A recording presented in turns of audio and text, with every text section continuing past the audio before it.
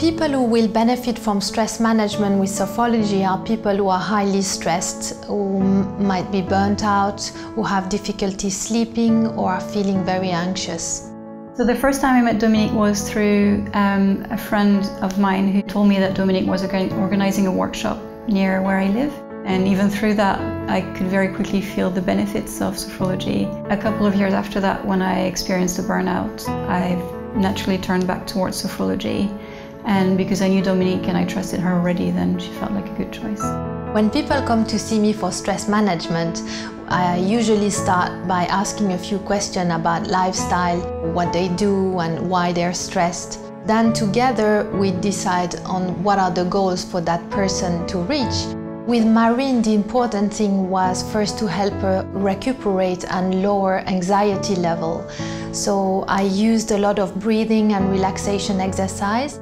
And that can be standing up, sitting down with gentle physical movements.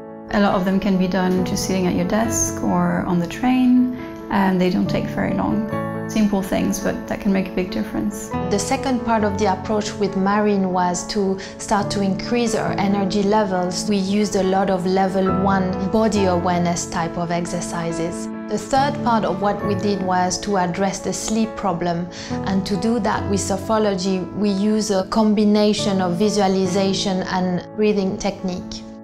Obviously anxiety doesn't just go away, but I feel so much more equipped and prepared to deal with it now, and it doesn't affect me in the same way, and it doesn't define me anymore. Slowly but surely, Marine recovered her sleep and became less anxious and decided on taking another path in her career that was maybe more in tune with what she deeply felt. I used to work in law and I'm now finishing my nurse training, and I love it. I can't imagine doing anything else. So a lot of this is really thanks to Dominique, so I'm really grateful.